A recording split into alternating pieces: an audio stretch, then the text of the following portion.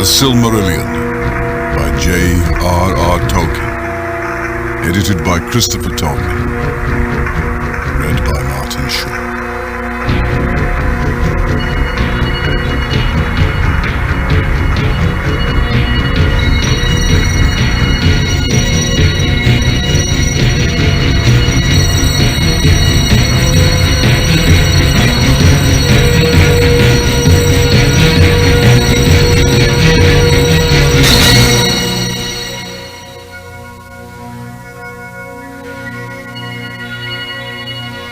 The coming of men into the West.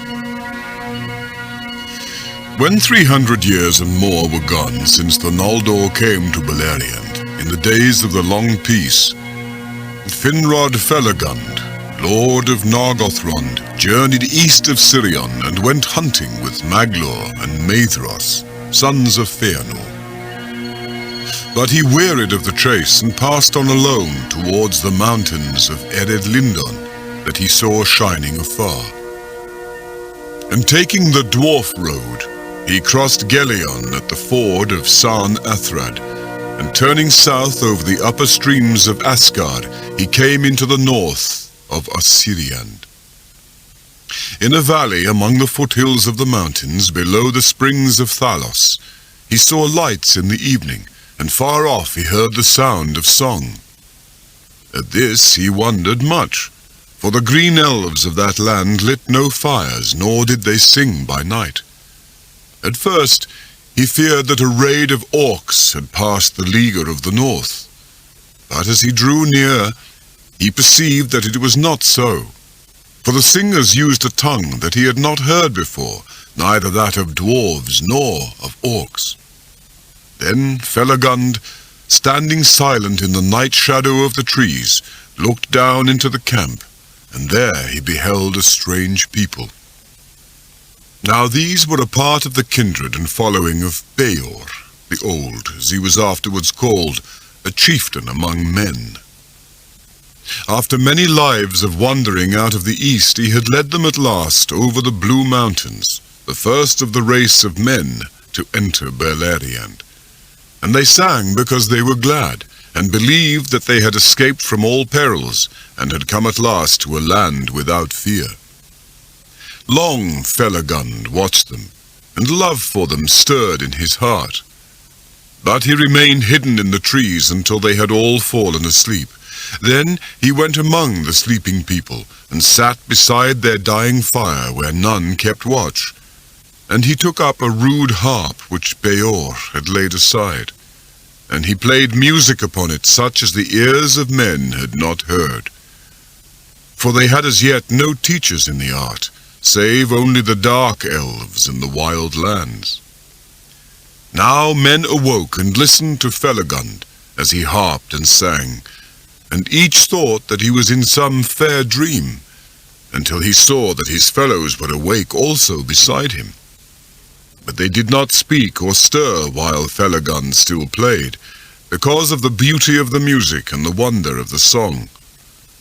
Wisdom was in the words of the Elven king, and the hearts grew wiser that hearkened to him. For the things of which he sang, of the making of Arda, and the bliss of Aman beyond the shadows of the sea, came as clear visions before their eyes, and his elvish speech was interpreted in each mind according to its measure. Thus it was that men called King Felagund, whom they first met of all the Eldar, Gnome, that is, wisdom in the language of that people, and after him they named his folk Gnomin, the wise. Indeed, they believed at first that Felagund was one of the Valar, of whom they had heard rumor that they dwelt far in the west, and this was, some say, the cause of their journeying.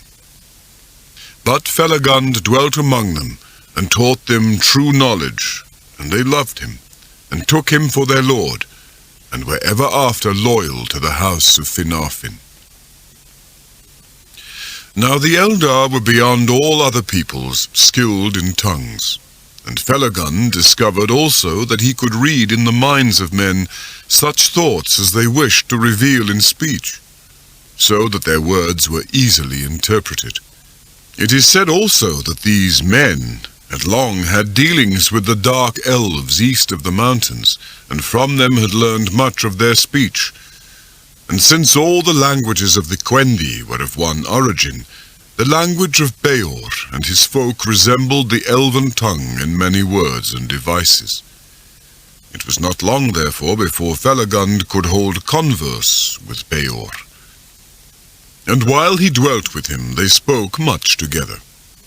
But when he questioned him concerning the arising of men and their journeys, Bëor would say little, and indeed he knew little, for the fathers of his people had told few tales of their past, and the silence had fallen upon their memory. "A darkness lies behind us," Bëor said, "and we have turned our backs upon it, and we do not desire to return thither even in thought. Westwards our hearts have been turned, and we believe that there we shall find light." But it was said afterwards among the Eldar that when men awoke in Hildorian at the rising of the sun, the spies of Morgoth were watchful, and tidings were soon brought to him. And this seemed to him so great a matter that secretly under shadow he himself departed from Angband, and went forth into Middle-earth, leaving to Sauron the command of the war. Of his dealings with men, the Eldar indeed knew nothing at that time, and learned but little afterwards, but that a darkness lay upon the hearts of men, as the shadow of the kinslaying and the doom of Mandos lay upon the Noldor, they perceived clearly even in the people of the elf friends whom they first knew. To corrupt or destroy whatsoever arose new and fair was ever the chief desire of Morgoth. And doubtless he had this purpose also in his errand, by fear and lies to make men the foes of the Eldar, and bring them up out of the east against Beleriand. But this design was slow to ripen, and was never wholly achieved. For men, it is said, were at first very few in number, whereas Morgoth grew afraid of the growing power and union of the Eldar, and came back to Angband, leaving behind at that time but few servants, and those of less might and cunning. Now Felagund learned from Bëor that there were many other men of like mind who were also journeying westward. "Others of my own kin have crossed the mountains," he said, "and they are wandering not far away. And the Haladin, a people from whom we are sundered in speech, are still in the valleys on the eastern slopes, awaiting tidings before they venture further. There are yet other men whose tongue is more like to ours, with whom we have had dealings at times. They were before us on the westward march, but we passed them. For they are a numerous people, and yet keep together and move slowly, being all ruled by one chieftain whom they call Marach. Now the green elves of Osiriand were troubled by the coming of men. And when they heard that a lord of the Eldar from over the sea was among them, they sent messengers to Felagund. "Lord," they said, "if you have power over these newcomers, bid them return by the ways that they came, or else to go forward. For we desire no strangers in this land to break the peace in which we live. And these folk are hewers of trees and hunters of beasts. Therefore we are their unfriends. And if they will not depart, we shall afflict them in all ways that we can." Then, by the advice of Felagund, Bëor gathered all the wandering families and kindreds of his people, and they removed over Gelion, and took up their abode in the lands of Amrod and Amras, upon the east banks of the Kellon, south of Nan Elmoth, near to the borders of Doriath.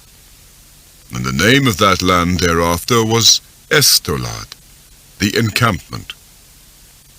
But when after a year had passed, Felagund wished to return to his own country, Bëor begged leave to come with him, and he remained in the service of the king of Nargothrond while his life lasted. In this way he got his name Bëor, whereas his name before had been Balan, for Bëor signified vassal in the tongue of his people. The rule of his folk he committed to Baran, his eldest son, and he did not return again to Estolad. Soon after the departure of Felagund, the other men of whom Bëor had spoken came also into Beleriand. First came the Haladin, but meeting the unfriendship of the Green Elves, they turned north and dwelt in Ardgaleen, in the country of Caranthir, son of Fëanor. There for a time they had peace, and the people of Caranthir paid little heed to them. In the next year, Marach led his people over the mountains. They were a tall and warlike folk, marching in ordered companies, and the elves of Osirian hid themselves and did not waylay them.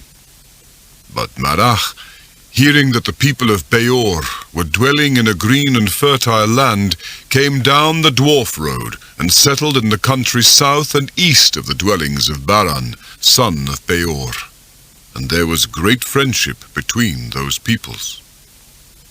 Felagund himself often returned to visit men, and many other elves out of the west lands, both Noldor and Sindar, journeyed to Estolad, being eager to see the Edain, whose coming had long been foretold. Now Atani, the second people, was the name given to men in Valinor in the lore that told of their coming. But in the speech of Beleriand, that name became Edain, and it was there used only of the three kindreds of the elf friends. Fingolfin, as king of all the Noldor, sent messengers of welcome to them. And then many young and eager men of the Edain went away and took service with the kings and lords of the Eldar. Among them was Malach, son of Marach, and he dwelt in Hithlum for 14 years, and he learned the Elven tongue, and was given the name of Aradan.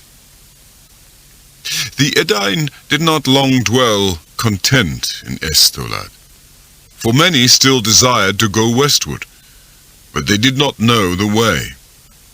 Before them lay the fences of Doriath, and southward lay Sirion and its impassable fens.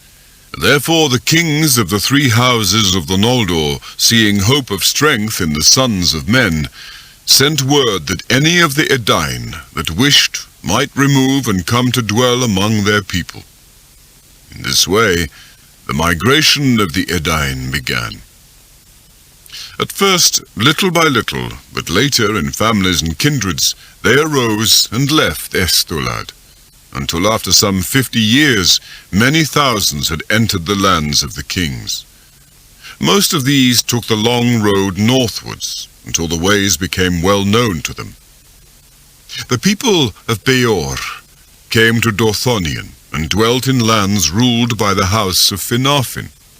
The people of Aradan, for Marach his father remained in Estolad until his death, for the most part went on westward, and some came to Hithlum.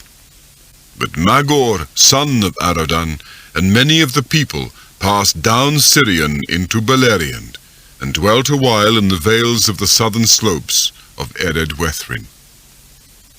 It is said that in all these matters none save Finrod Felagund took counsel with King Thingol, and he was ill-pleased, both for that reason and because he was troubled by dreams concerning the coming of men, ere ever the first tidings of them were heard. Therefore he commanded that men should take no lands to dwell in save in the north, and that the princes whom they served should be answerable for all that they did.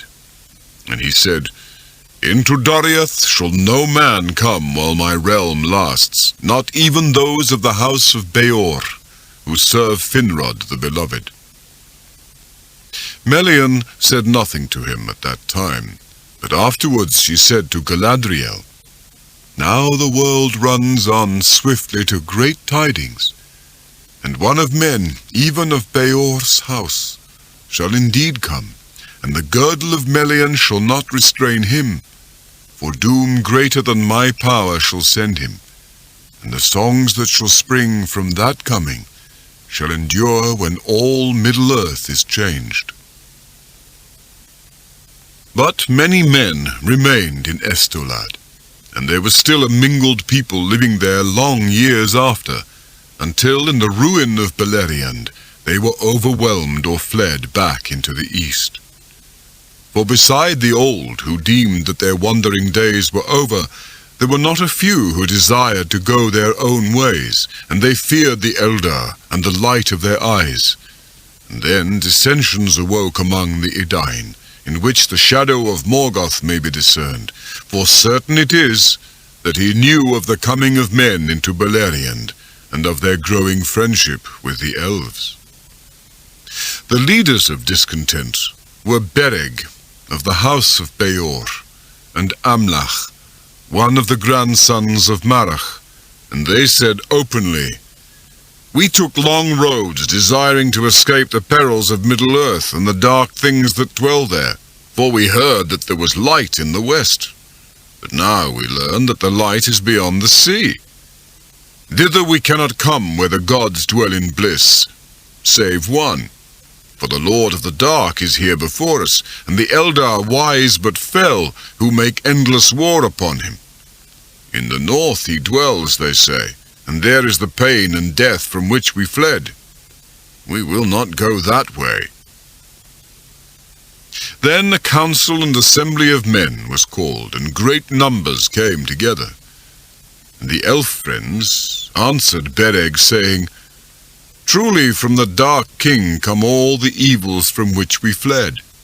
But he seeks dominion over all Middle-earth, and whither now shall we turn, and he will not pursue us? Unless he be vanquished here, or at least held in leaguer. Only by the valor of the Eldar is he restrained, and maybe it was for this purpose, to aid them at need, that we were brought into this land." To this Bereg answered, "Let the Eldar look to it. Our lives are short enough." But there arose one who seemed to all to be Amlach, son of Imlach, speaking fell words that shook the hearts of all who heard him. "All this is but elvish lore, tales to beguile newcomers that are unwary. The sea has no shore. There is no light in the west. You have followed a full fire of the Elves to the end of the world. Which of you has seen the least of the gods? Who has beheld the Dark King in the north? Those who seek the dominion of Middle-earth are the Eldar. Greedy for wealth, they have delved in the earth for its secrets, and have stirred to wrath the things that dwell beneath it, as they have ever done and ever shall. Let the orcs have the realm that is theirs, and we will have ours. There is room in the world, if the Eldar will let us be." Then those that listened sat for a while astounded, and a shadow of fear fell on their hearts, and they resolved to depart far from the lands of the Eldar. But afterwards Amlach returned among them, and denied that he had been present at their debate, or had spoken such words as they reported, and there was doubt and bewilderment among men. Then the elf friends said, "You will now believe this at least. There is indeed a Dark Lord, and his spies and emissaries are among us. For he fears us, and the strength that we may give to his foes." But some still answered, "He hates us rather, and ever the more the longer we dwell here, meddling in his quarrel with the kings of the Eldar, to no gain of ours." Many therefore of those that yet remained in Estolad made ready to depart, and Bereg led 1,000 of the people of Bëor away southwards, and they passed out of the songs of those days. But Amlach repented, saying, "I have now a quarrel of my own with this master of lies, which will last to my life's end." And he went away north and entered the service of Maedhros. But those of his people who were of like mind with Beric chose a new leader, and they went back over the mountains into Eriador, and are forgotten. During this time, the Haladin remained in Ardgaleen, and were content. But Morgoth, seeing that by lies and deceits he could not yet wholly estrange elves and men, was filled with wrath, and endeavoured to do men what hurt he could. Therefore he sent out an orc raid, and passing east it escaped the leaguer, and came in stealth back over Ered Lindon, by the passes of the dwarf road, and fell upon the Haladin in the southern woods of the land of Caranthir. Now the Haladin did not live under the rule of lords, or many together, but each homestead was set apart, and governed its own affairs, and they were slow to unite. But there was among them a man named Haldad, who was masterful and fearless. And he gathered all the brave men that he could find, and retreated to the angle of land between Asgard and Gelion, and in the utmost corner he built a stockade across from water to water, and behind it they led all the women and children that they could save. There they were besieged until their food was gone. Haldad had twin children, Haleth, his daughter, and Haldar, his son, and both were valiant in the defence, for Haleth was a woman of great heart and strength. But at last Haldad was slain in a sortie against the orcs, and Haldar, who rushed out to save his father's body from their butchery, was hewn down beside him. Then Haleth held the people together, though they were without hope, and some cast themselves in the rivers and were drowned. But 7 days later, as the orcs made their last assault, and had already broken through the stockade, there came suddenly a music of trumpets, and Caranthir with his host came down from the north, and drove the orcs into the rivers. Then Caranthir looked kindly upon men, and did Haleth great honour, and he offered her recompense for her father and brother. And seeing, overlate, what valour there was in the Edain, he said to her, "If you will remove and dwell further north, there you shall have the friendship and protection of the Eldar, and free lands of your own." But Haleth was proud and unwilling to be guided or ruled, and most of the Haladin were of like mood. Therefore she thanked Caranthir, but answered, "My mind is now set, Lord, to leave the shadow of the mountains and go west, whither others of our kin have gone." When therefore the Haladin had gathered all whom they could find alive of their folk, who had fled wild into the woods before the orcs, and had gleaned what remained of their goods in their burned homesteads, they took Haleth for their chief, and she led them at last to Estolad, and there dwelt for a time. But there remained a people apart, and were ever after known to elves and men as the people of Haleth. Haleth remained their chief while her days lasted, but she did not wed, and the headship afterwards passed to Haldan, son of Haldar, her brother.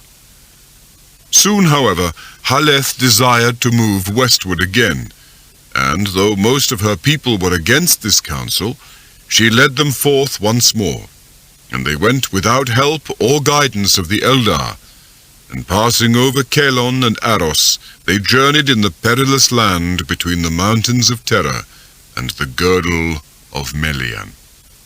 That land was even then not yet so evil as it after became, but it was no road for mortal men to take without aid, and Haleth only brought her people through it with hardship and loss, constraining them to go forward by the strength of her will.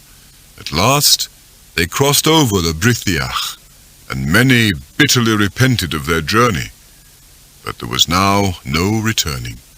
Therefore, in new lands they went back to their old life as best they could, and they dwelt in free homesteads in the woods of Talath Dirnan, beyond Teglin, and some wandered far into the realm of Nargothrond. But there were many who loved the Lady Haleth and wished to go whither she would, and dwell under her rule. And these she led into the forest of Brethil, between Ardgaleen and Sirion. Thither in the evil days that followed, many of her scattered folk returned.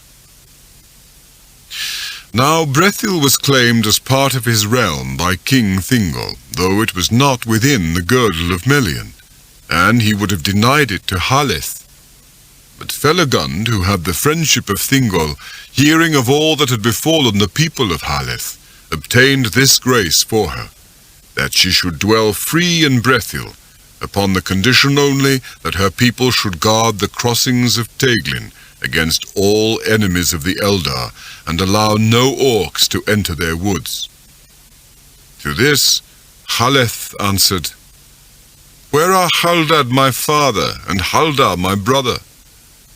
If the king of Doriath fears a friendship between Haleth and those who have devoured her kin, then the thoughts of the Eldar are strange to men." And Haleth dwelt in Brethil until she died, and her people raised a green mound over her in the heights of the forest. Tur Haretha, the Lady Barrow, Haud den Arwen, in the Sindarin tongue. In this way it came to pass that the Edain dwelt in the lands of the Eldar, some here, some there, some wandering, some settled in kindreds or small peoples. And the most part of them soon learned the grey Elven tongue, both as a common speech among themselves, and because many were eager to learn the lore of the Elves. But after a time, the elf kings, seeing that it was not good for elves and men to dwell mingled together without order, and that men needed lords of their own kind, set regions apart where men could live their own lives, and appointed chieftains to hold these lands freely. They were the allies of the Eldar in war, but marched under their own leaders. Yet many of the Edain had delight in the friendship of the Elves, and dwelt among them for so long as they had leave, and the young men often took service for a time in the hosts of the kings. Now Hador Lorindal, son of Hathor, son of Magor, son of Malach Aradan, entered the household of Fingolfin in his youth, and was loved by the king. Fingolfin therefore gave to him the lordship of Dor Lomin, and into that land he gathered most of the people of his kin, and became the mightiest of the chieftains of the Edain. In his house only the Elven tongue was spoken. But their own speech was not forgotten, and from it came the common tongue of Númenor. But in Dothonion the lordship of the people of Bëor and the country of Ladros was given to Boromir, son of Boron, who was the grandson of Bëor the Old. The sons of Hador were Galdor and Gundur, and the sons of Galdor were Hurin and Huor, and the son of Hurin was Turin, the bane of Glaurung, and the son of Huor was Tuor, father of Earendil, the Blessed. The son of Boromir was Bregor, whose sons were Bregolas and Barahir, and the sons of Bregolas were Baragund and Beligund.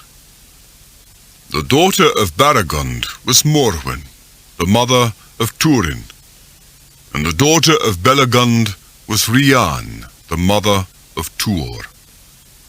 But the son of Barahir was Beren One-Hand, who won the love of Luthien Thingol's daughter, and returned from the dead. From them came Elwing, the wife of Earendil, and all the kings of Númenor after. All these were caught in the net of the doom of the Noldor, and they did great deeds which the Eldar remember still among the histories of the kings of old. And in those days the strength of men was added to the power of the Noldor, and their hope was high. And Morgoth was straitly enclosed, for the people of Hador, being hardy to endure cold and long wandering, feared not at times to go far into the north and there keep watch upon the movements of the enemy. The men of the 3 houses throve and multiplied, but greatest among them was the house of Hador Goldenhead, peer of Elven lords. His people were of great strength and stature, ready in mind, bold and steadfast, quick to anger and to laughter, mighty among the children of Iluvatar in the youth of mankind. Yellow-haired they were for the most part, and blue-eyed, but not so was Turin, whose mother was Morwen of the house of Bëor. The men of that house were dark or brown of hair, with grey eyes, and of all men they were most like to the Noldor, and most loved by them.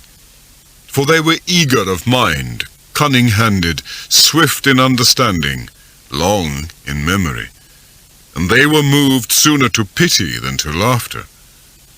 Like to them were the woodland folk of Haleth, but they were of lesser stature and less eager for lore. They used few words, and did not love great concourse of men, and many among them delighted in solitude, wandering free in the green woods, while the wonder of the lands of the Eldar was new upon them. But in the realms of the west their time was brief, and their days unhappy. The years of the Edain were lengthened according to the reckoning of men, after their coming to Beleriand. But at last Bëor the Old died, when he had lived 93 years, for 44 of which he had served King Felagund.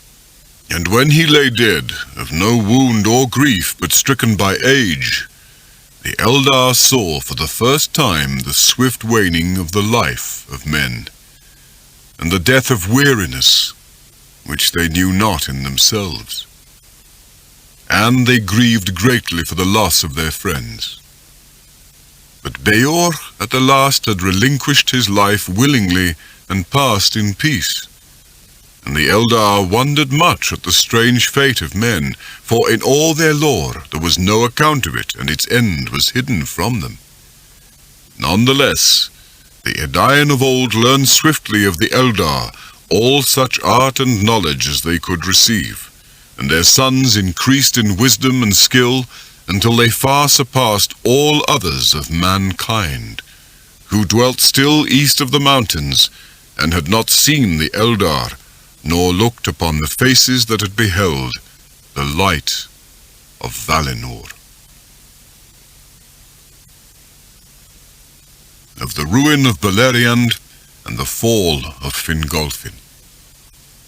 Now Fingolfin, king of the north and high king of the Noldor, seeing that his people were become numerous and strong, and that the men allied to them were many and valiant, pondered once more an assault upon Angband. For he knew that they lived in danger while the circle of the siege was incomplete, and Morgoth was free to labour in his deep mines, devising what evils none could foretell ere he should reveal them. This counsel was wise according to the measure of his knowledge, for the Noldor did not yet comprehend the fullness of the power of Morgoth, nor understand that their unaided war upon him was without final hope, whether they hasted or delayed. But because the land was fair, and their kingdoms wide, most of the Noldor were content with things as they were, trusting them to last, and slow to begin an assault in which many must surely perish, were it in victory or in defeat. Therefore they were little disposed to hearken to Fingolfin and the sons of Fëanor at that time least of all. Among the chieftains of the Noldor, Angrod and Egnor alone were of like mind with the king, for they dwelt in regions whence Thangorodrim could be descried, and the threat of Morgoth was present to their thought. Thus the designs of Fingolfin came to naught, and the land had peace yet for a while. But when the 6th generation of men after Bëor and Marach were not yet come to full manhood, It being then 400 years and 55 since the coming of Fingolfin, the evil befell that he had long dreaded, and yet more dire and sudden than his darkest fear. For Morgoth had long prepared his force in secret, while ever the malice of his heart grew greater, and his hatred of the Noldor more bitter. And he desired not only to end his foes, but to destroy also and defile the lands that they had taken and made fair. And it is said that his hate overcame his counsel, so that if he had but endured to wait longer until his designs were full, then the Noldor would have perished utterly. But on his part, he esteemed too lightly the valor of the Elves, and of men he took yet no account. There came a time of winter when night was dark and without moon, and the wide plain of Ardgaleen stretched dim beneath the cold stars, from the hill forts of the Noldor to the feet of Thangorodrim. The watchfires burned low, and the guards were few. On the plain few were waking in the camps of the horsemen of Hithlum. Then suddenly Morgoth sent forth great rivers of flame that ran down swifter than balrogs from Thangorodrim, and poured over all the plain. And the mountains of iron belched forth fires of many poisonous hues, and the fume of them stank upon the air, and was deadly. Thus Ardgaleen perished, and fire devoured its grasses, and it became a burned and desolate waste full of a choking dust, barren and lifeless. Thereafter its name was changed, and it was called Anfauglith, the gasping dust. Many charred bones had there their roofless grave, for many of the Noldor perished in that burning, who were caught by the running flame and could not fly to the hills. The heights of Dorthonion and Eredwethrin held back the fiery torrents, but their woods upon the slopes that looked towards Angband were all kindled, and the smoke wrought confusion among the defenders. Thus began the fourth of the great battles, Dagor Bragolach, the Battle of Sudden Flame. In the front of that fire came Glaurung the Golden, father of dragons, in his full might, and in his train were Balrogs, and behind them came the black armies of the Orcs in multitudes such as the Noldor had never before seen or imagined. And they assaulted the fortresses of the Noldor, and broke the leaguer about Angband, and slew wherever they found them, the Noldor and their allies, grey elves and men. Many of the stoutest of the foes of Morgoth were destroyed in the first days of that war, bewildered and dispersed, and unable to muster their strength. War ceased not wholly ever again in Beleriand. But the Battle of Sudden Flame is held to have ended with the coming of spring, when the onslaught of Morgoth grew less. Thus ended the siege of Angband, and the foes of Morgoth were scattered and sundered one from another. The most part of the grey elves fled south and forsook the northern war. Many were received into Doriath, and the kingdom and strength of Thingol grew greater in that time, for the power of Melian the queen was woven about his borders, and evil could not yet enter that hidden realm. Others took refuge in the fortresses by the sea, and in Nargothrond, and some fled the land and hid themselves in Ossiriand, or passing the mountains wandered homeless in the wild. And rumors of the war and the breaking of the siege reached the ears of men in the east of Middle-earth. The sons of Finarfin bore most heavily the brunt of the assault, and Angrod and Aegnor were slain. Beside them fell Bregolas, lord of the house of Bëor, and a great part of the warriors of that people. But Barahir, the brother of Bregolas, was in the fighting further westward, near to the pass of Sirion.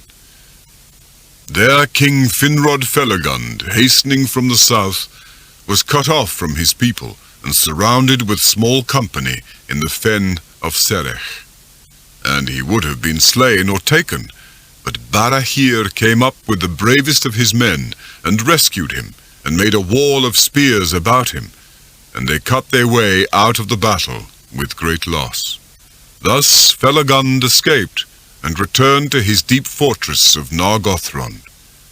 But he swore an oath of abiding friendship and aid in every need to Barahir and all his kin, and in token of his vow he gave to Barahir his ring.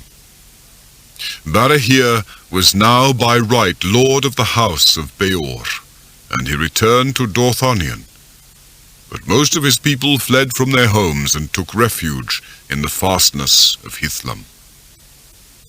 So great was the onslaught of Morgoth that Fingolfin and Fingon could not come to the aid of the sons of Finarfin, and the hosts of Hithlum were driven back with great loss to the fortresses of Eredwethrin, and these they hardly defended against the orcs. Before the walls of Aethel Sirion fell Hador the golden-haired, defending the rear guard of his lord Fingolfin, being then 66 years of age. And with him fell Gundor, his younger son, pierced with many arrows, and they were mourned by the Elves. Then Galdor the Tall took the lordship of his father. And because of the strength and height of the shadowy mountains which withstood the torrent of fire, and by the valor of the Elves and the men of the north, which neither Orc nor Balrog could yet overcome, Hithlum remained unconquered, a threat upon the flank of Morgoth's attack. But Fingolfin was sundered from his kinsmen by a sea of foes. For the war had gone ill with the sons of Fëanor, and well nigh all the east marches were taken by assault. The pass of Aglon was forced, though with great cost to the hosts of Morgoth, and Celegorm and Curufin, being defeated, fled south and west by the marches of Doriath, and coming at last to Nargothrond, sought harbour with Finrod Felagund. Thus it came to pass that their people swelled the strength of Nargothrond.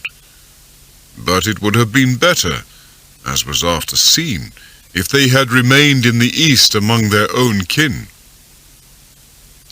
Maedhros did deeds of surpassing valour, and the orcs fled before his face.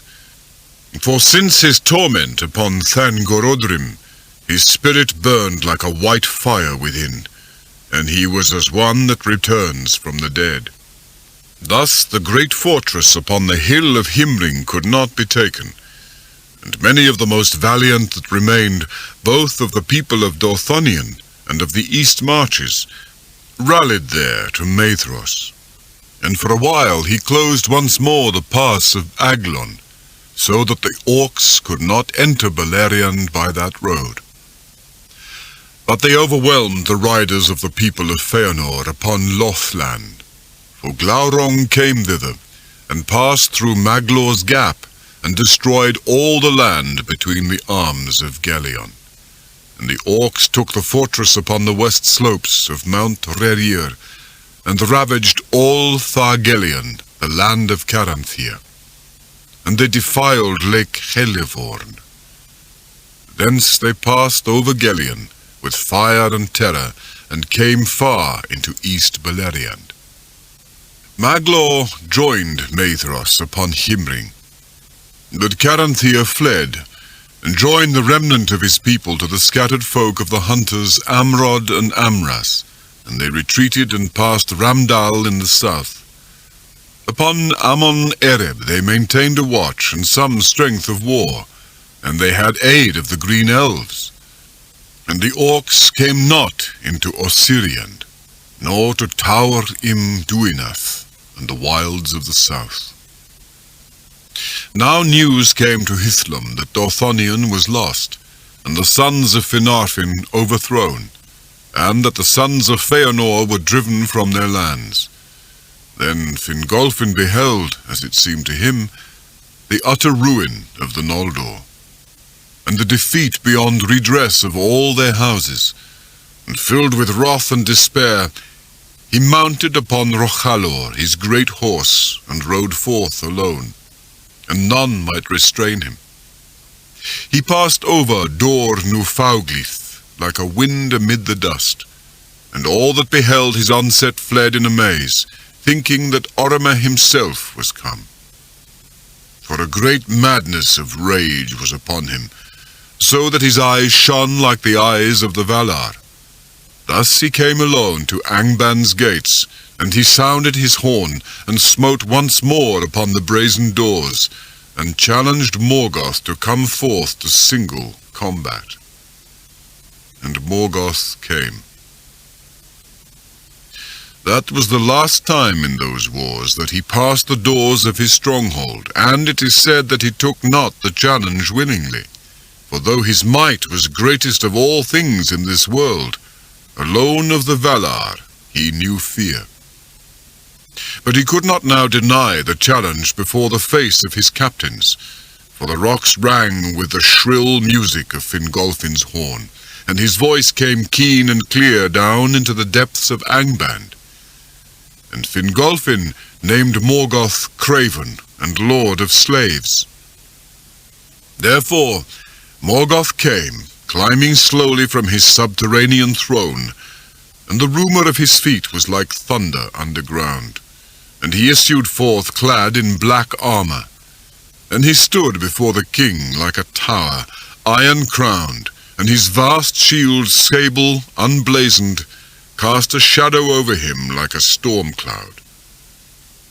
But Fingolfin gleamed beneath it as a star, for his mail was overlaid with silver, and his blue shield was set with crystals, and he drew his sword, Ringil, that glittered like ice.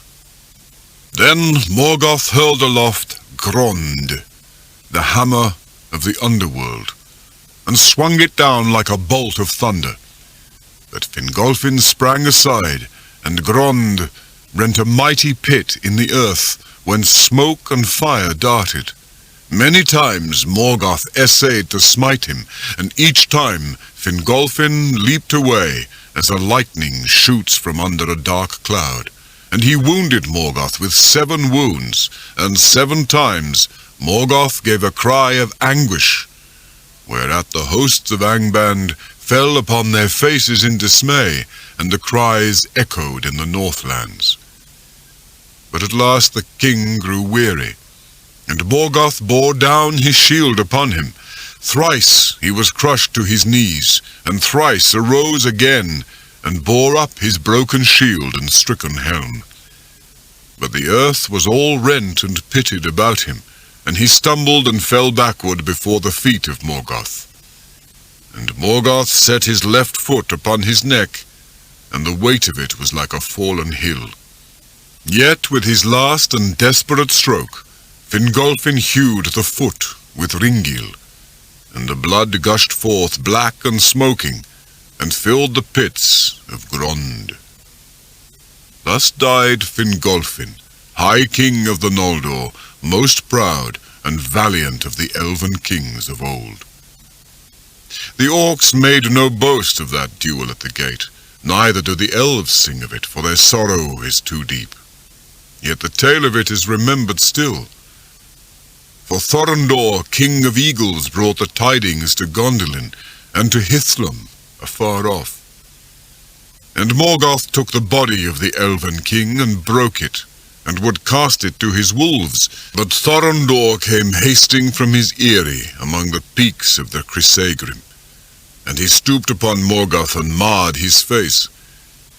The rushing of the wings of Thorondor was like the noise of the winds of Manwë, and he seized the body in his mighty talons, and soaring suddenly above the darts of the Orcs, he bore the king away.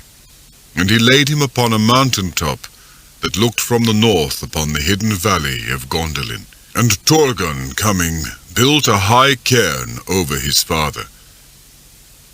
No Orc dared ever after to pass over the mount of Fingolfin, or draw nigh his tomb, until the doom of Gondolin was come, and treachery was born among his kin.